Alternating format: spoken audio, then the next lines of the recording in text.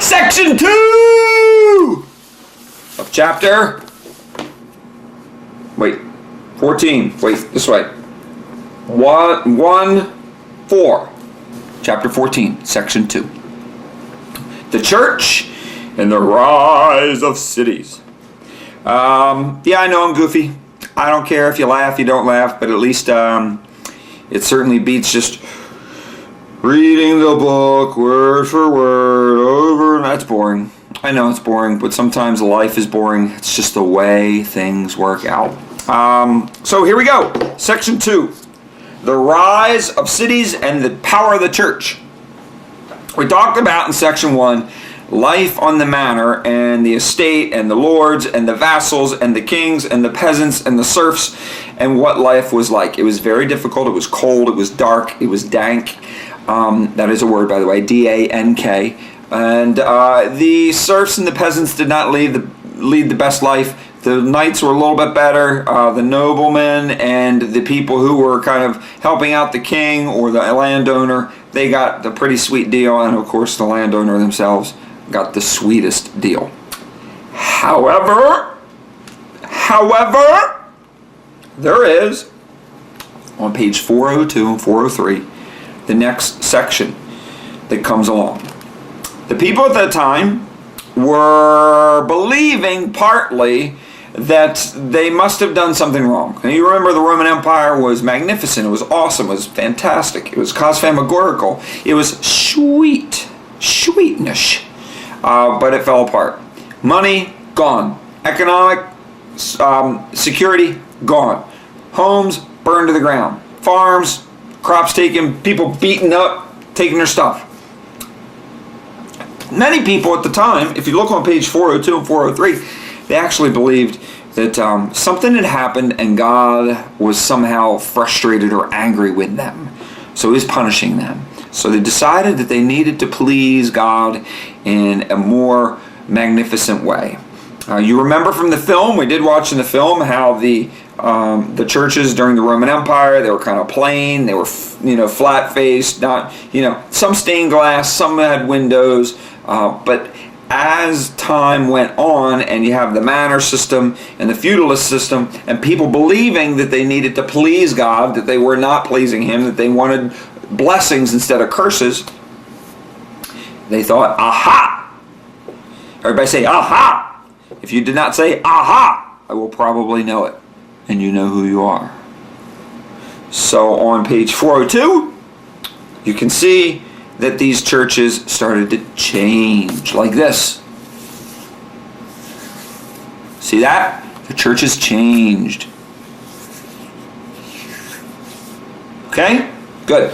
Now, more magnificently than that, of course. So, on page 402, 403, I've said that about 15 times, you will notice that the cathedrals, the large churches with the huge steeples and spires reaching high to the sky, that is what starts to come onto the scene. As a matter of fact, if you turn over to page 404, you will see these Gothic cathedrals. And the people believed, ultimately, that if they built these magnificent, beautiful archways, steeples, flying buttresses, flying, and ultimately, God would be pleased and the people would be blessed. That's what you see on page 403. If you look there, it says religious and economic power. During the Middle Ages, life was short and hard for most people. They were comforted by Christian belief that they would enjoy the rewards of heaven if they lived according to the church's teachings, if they pleased God. The church also told people that if you did not obey these rules and you weren't going to clean up your act, because clearly if your act was clean, you would have already been blessed, then you would die and rot. Sad but true. So the clergy, which is a vocabulary word on page 403, clergy are people who are in authority, who hold religious authority, and perform religious services.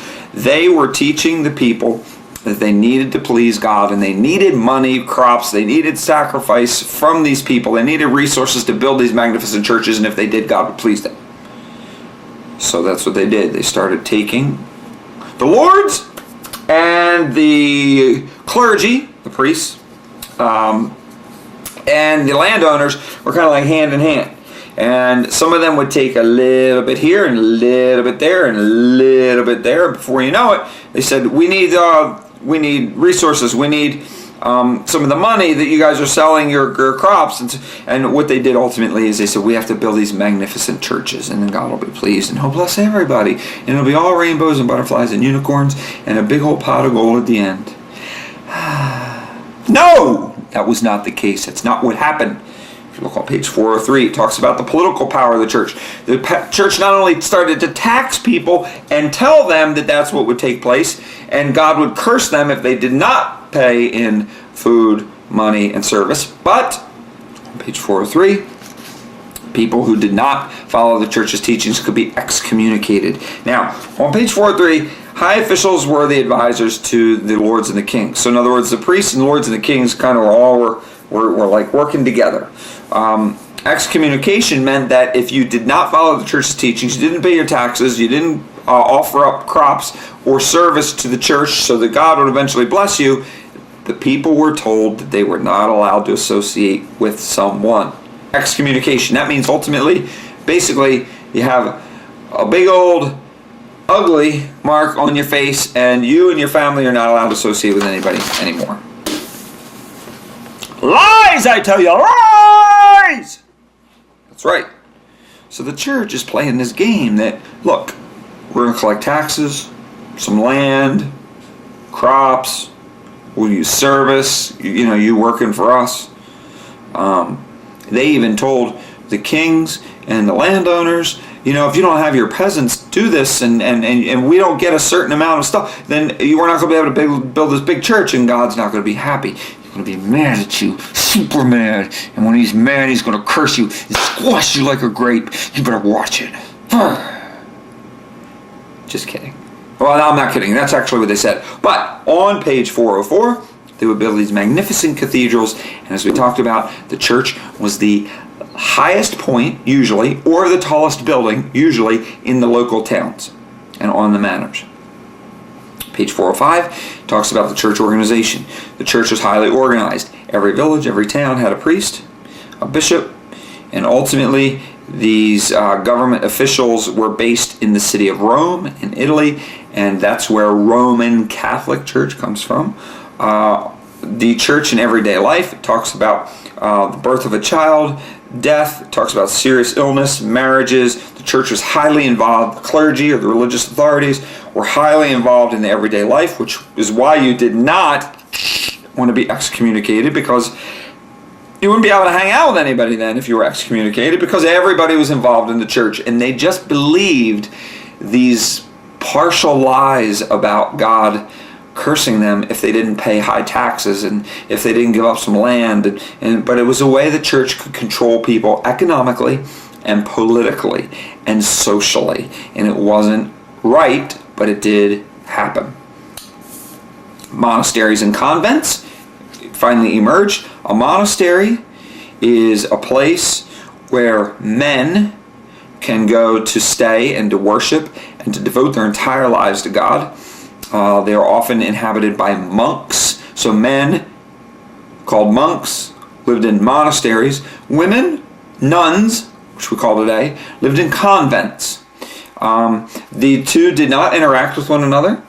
The idea behind that was that if a man is interacting with a woman and women are interacting with men, then they'll be distracted from devoting their entire life to God, which is also why they did not marry originally. They were not allowed to marry, because if you are married to somebody, then your husband is, a certain part of your focus, and your wife would be a certain part of your focus. And if those people are part of your focus, then how could all of your focus be on God? So they did not allow them to marry early on. That eventually changed in some religions, but that's for another time. On page 406, it talks about trade revives towns. Towns grow. Revival of trade. People felt safe. They began to travel more and more.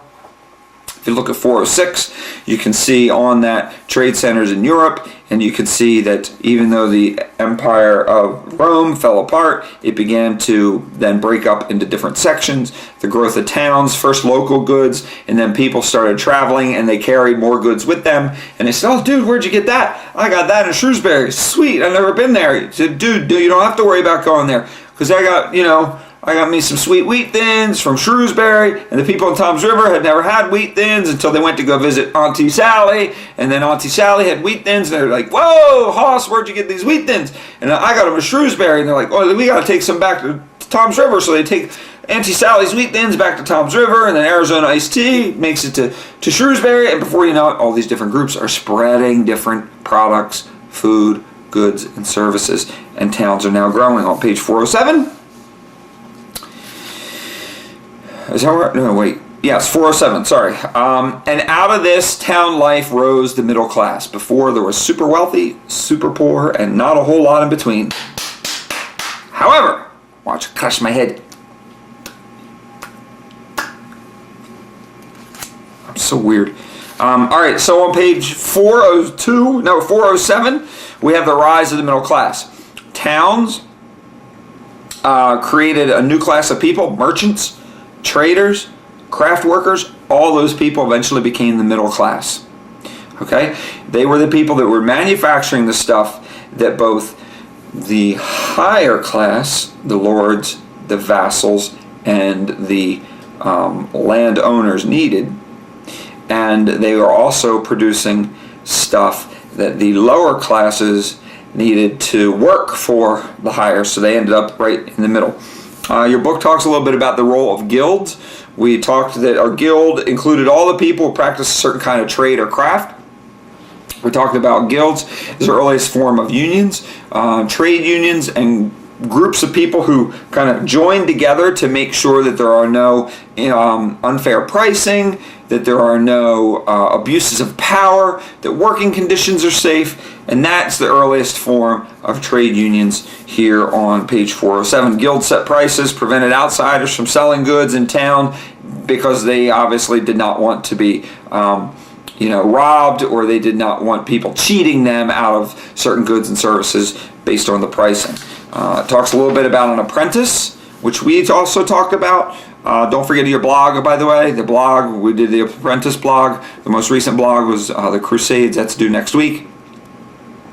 But you would become an apprentice and learn a specific craft or trade very young age, and then eventually you could take over your parents' shop or your father's shop, or ultimately work for a family member or in that trade, whether it was shoemakers, grocers, weavers, carpenters, blacksmith, whatever it happened to be. Okay, that's on page 407.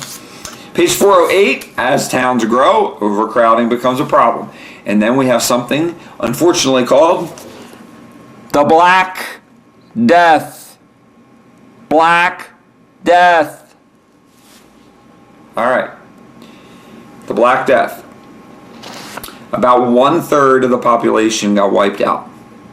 What happened was fleas infested with this plague were on rats, and they'd bite the rats, and then the rats would get into food, and then the rats would travel from one area to the next and different towns, and then ultimately the rats would get into these big shipping boxes, and then the shipping boxes would move from one town to the next, and the rats would then travel with them, and then the fleas would infest more rats, and unfortunately the Black Death, something also called the bubonic plague, destroyed a good portion of the population at this time. We're actually going to watch a little, I think if the clip works, a little something on the bubonic plague, because it is a big deal.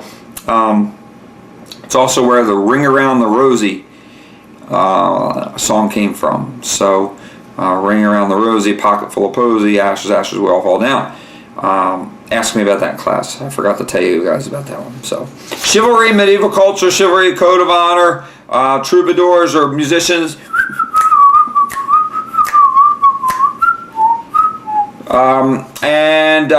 Mimes.